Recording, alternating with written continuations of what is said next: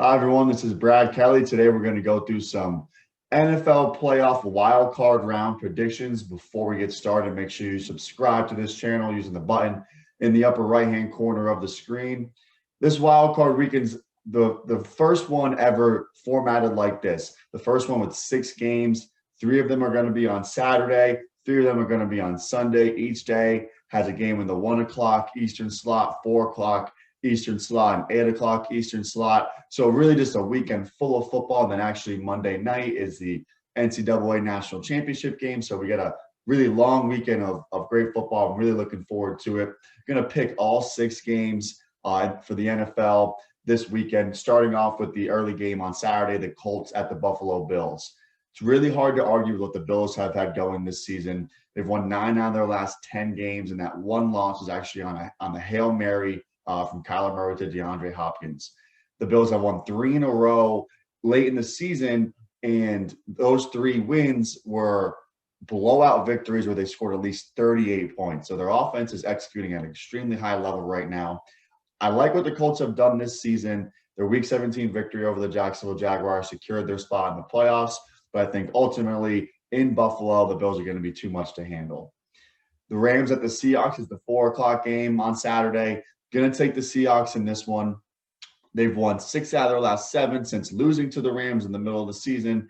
And just 2 weeks ago, they beat the Rams by double digits when the Rams were at full strength. Since then, Los Angeles has had trouble with COVID and injuries to practice fully, to play with a full team and a full strength roster. And because of that, I think the Seahawks ultimately going to be the more prepared team from practice and the more physically prepared team. And I think overall they've had the stronger season, taking Seattle at home.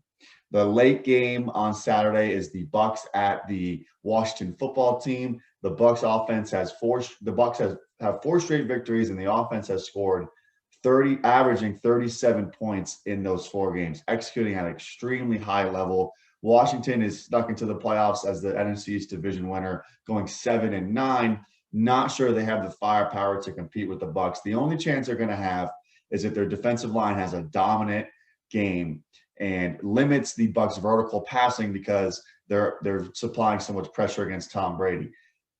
And those vertical routes have been very successful for the Buccaneers. It's been a big part of their offense. Brady has 36 completions on 20 or plus air yards, and that actually leads the NFL. So that's a big part of their offense. If the football team's defensive line can slow down that vertical passing game, that's the chance that they have. But the Bucs offensive line has been very strong this season, especially when Ali Marpet has been healthy. I think they're going to hold up just fine. The early game on Sunday is the Ravens at the Titans. I'm actually going to take the Ravens. I think they've quietly got together over the last month or so. They won 5 straight games, I believe. The offense has really kind of started to put everything together. This is a rematch from last year's divisional round game where the Titans actually upset the Ravens. Lamar Jackson is 0-2 in the playoffs, and in both of those games, he struggled in the first half before kind of coming alive in the second half. I think he has a lot to prove. Love what the Titans have done this season as well. Love the running game with Derrick Henry and the play action passing of Ryan Tannehill and Arthur Smith's offense. But I think the Ravens are just quietly putting everything together. I think they're ready to make a little bit of run in the playoffs. The 4 o'clock game is the Bears at the Saints. The Bears kind of backed into the playoffs, losing in Week 17, but still making it because the Cardinals also lost. The Saints have been strong all season, going 12-4 with Drew Brees and even supplementing him with Taysom Hill at times, and Taysom Hill's gained some valuable starting experience as well. So his package when he's in has really kind of expanded, and I think they're just really, really strong. I don't know how the Bears are going to be able to slow down the weapons that the Saints have and the precision passing game of Drew Brees. I also love the Saints defense. I don't know if the Bears have the talent to really light the scoreboard up like they're going to have to in order to beat the Saints. And then finally, the Browns at the Steelers is the late game on Sunday. I'm actually going to take the Browns in this one. It's an upset. It would be an upset.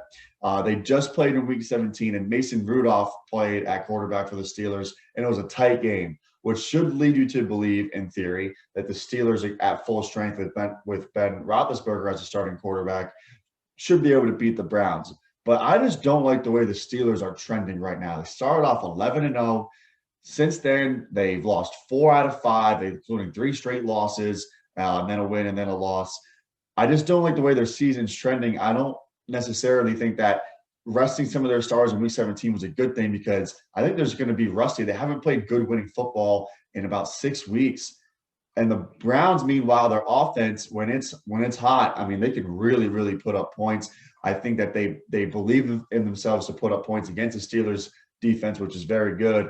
And I think ultimately the Steelers' lack of running game throughout the last month or two is just going to come back to bite them, while the Browns can control the clock, kind of use that Kevin Stefanski scheme to control the ball while also being precise with Baker Mayfield in the short and intermediate passing game. And their weapons are really starting to jump off the page, especially with the emergence of Donovan Peoples-Jones at wide receiver. So I'm going to take the Browns in that one. And a little bonus pick, I'm going with Alabama on Monday night.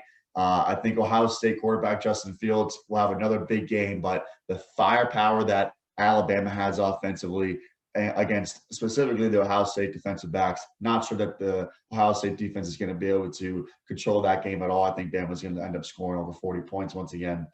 So those are the wild card weekend picks. Let me know what you think. Make sure you subscribe. Leave comments on who you're picking this weekend below, and I'll see you guys next time.